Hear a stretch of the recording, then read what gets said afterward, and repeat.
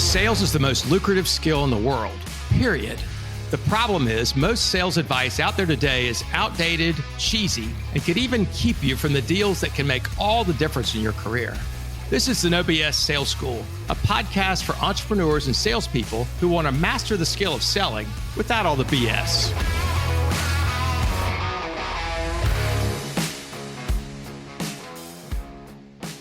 Welcome to the No BS Sales School podcast. I'm your host, Walker McKay.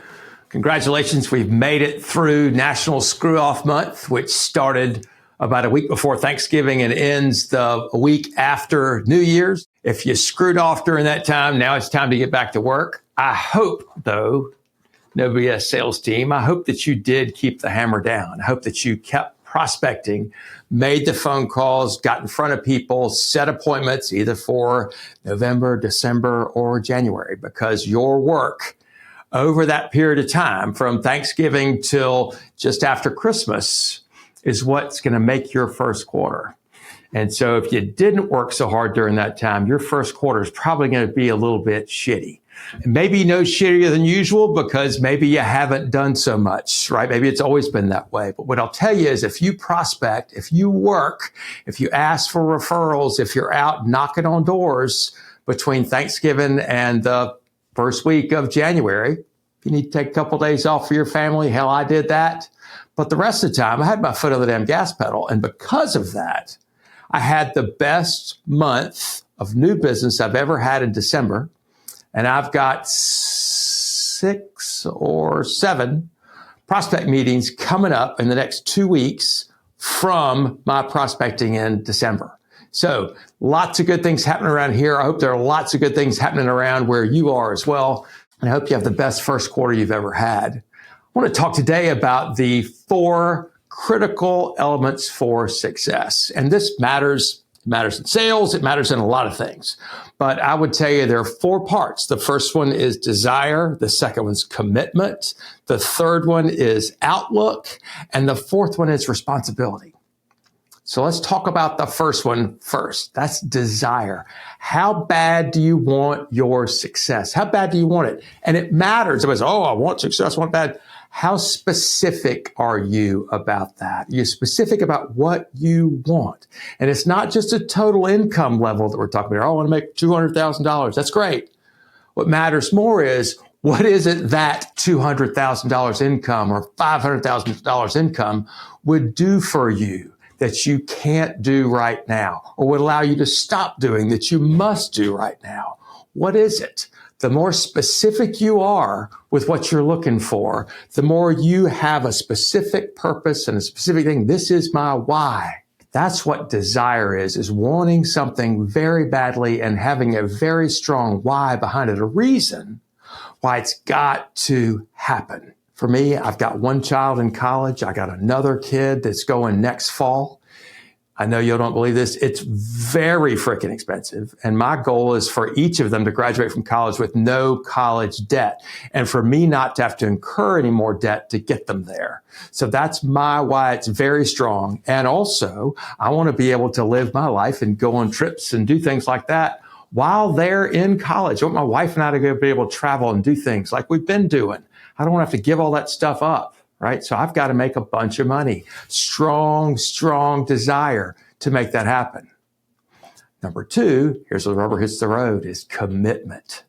How committed are you to doing all the hard shit that it takes to make your desire come true? This is why strong desire is really important. You got to want it really bad, but then are you willing to do the flipping work? I remember I was riding the beach one time with a friend of mine. I was in the commercial real estate business. He and I had started about the same time, and we were good friends. He was making twice as much money as me about 5 years in. And I asked him on the way to the beach, I was trying to be introspective. I wasn't very introspective, but I said, why is it, do you think, you're making twice as much money as me, even though we've been in the business the same amount of time? And he said, Walker, the difference between you and me is when I started in this business, I lived in a mobile home with my wife and 2 daughters. And he said, in year 3, I'd made enough money to build a house. And I built a house and I love that house. He said, but there are a lot of expenses involved in that. And if I don't make X amount of money, I'd have to move back in that mobile home. He said, that scares the shit out of me.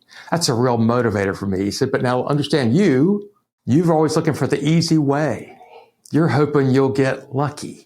And you're not fully committed to this business. He said, quite frankly, you're not committed to your own success. He said, you're playing. He said, if things go bad, you can always go to your dad and get some money. He said, your dad, not wealthy, but he's not going to let you live in a damn mobile home. He goes, I don't have a dad. He died in Korea. My mom cleaned schools to get me through college. And I was pissed off that he told me that I wasn't committed. I was pissed off for 3 or 4 weeks. Pissed off at him. And then I realized I was mad at the wrong person. The person to be mad with was myself because he was right. I was not committed to my own success. I wasn't doing the things that I needed to do to be successful. It was being a wuss. I was not fully committed. So that's what matters. You're willing to do the hard stuff. Do you know what the hard stuff is? Are you making the calls? Are you making the calls to the people that can get you to where you need to be? Maybe those are the scarier calls to bigger prospects. Maybe it's reaching back out and getting referrals and asking that conversation, right? Have I helped you? How? Is that a big deal? Do you know somebody else who might need that kind of help too? That kind of conversation that you have with your clients so you can get more referrals. Some people are scared as shit about having those conversations. They'd rather call somebody that they don't even know and ask them to do business with them instead of asking the people that already know you and love you and know how you do business. It's crazy, but it does happen. Are you committed to working on Friday afternoon if you have to make the money? Right? Check your commitment level. And if it's not there, don't get pissed off at me. Get pissed off at the right person. The third thing is your outlook. Now, outlook's kind of easy. I say that. It's your belief in the future. Are you worried about the future? Are you concerned that the economy is going to impact you? Do you think that your business is going down the tubes? Or do you see it as a long incline, a steady growth thing? And do you believe that? What's your outlook for the future? Are you a negative Nancy? Are you whining, bitching, complaining about things all the time? Or are you somebody that realizes, you know what? I'm pretty freaking lucky. I'm lucky to be here. I'm lucky to be living right now. I'm lucky to be in this environment, in this company, in this environment, in this economy. Do you have a positive view of that? If you don't, again, this is something that can change from day to day. You get kicked in the head, kicked in the nuts, whatever. Where do you find it inside yourself? Because, so let me tell you a quick story. I used to be one that believed I was unlucky. I was an unlucky guy. Nothing good ever seemed to have any bad stuff, always seemed to roll at me. And that was my belief. And maybe, I would say it and I'd laugh about it, but I probably believed that. And then a friend of mine pointed out to me, he goes, are you fucking kidding me? He goes, that you are alive right now, that you are healthy, that you have a family that supports you, that you have a good career, that you don't live in a box under a bridge. He said, you know how fucking lucky you are? How lucky we all are to be here at this time?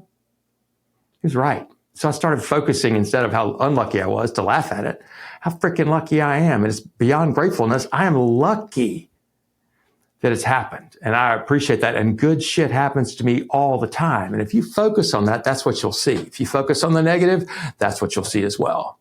The last thing is responsibility. Where do you make excuses? When things don't go the way you hope they would, who do you blame? Is it your prospects? Is it the economy? Is it your boss? Is it your company? Is it some other body else that you're trying to blame? Here's the only person you should be able to blame: yourself. Take ownership for stuff. Take ownership. Control what you can control. Work on what you can control, which is what you do, how you act, how you react. Take ownership. Remember the words, I haven't figured out how to yet. I haven't figured out how to sell in this environment. Haven't figured out how to do great in this high interest rate time. Haven't figured out how to sell industrial yet. Hadn't figured out how to sell this individual client. Hadn't figured out how to get along with this asshole, right? Take ownership of where you are right now. Your life right now is, you're right here where you are now because of decisions you've made to get here right now. You want to be someplace different? Make a different decision make a different decision to move forward, but it's up to you. Nobody else is going to come save you. So 4 success elements. Number 1 is desire. Number 2 is commitment. Number 3 is outlook. Number 4 is responsibility. Which one of those do you need to address right now? Which one of those do you need to tighten up? The 2 hard ones, of course, are commitment and responsibility. The other 2, it's more of a dream, but you still got to have those pieces. I'm Walker McKay with No BS Sales. Share this with somebody else that needs to hear it. If you want to talk about sales, you want to talk about sales training, maybe how we work together, walker@walkermckay.com, or call me, 803-917-2817. Look forward to hearing from you. Thanks for listening to the No BS Sales School podcast.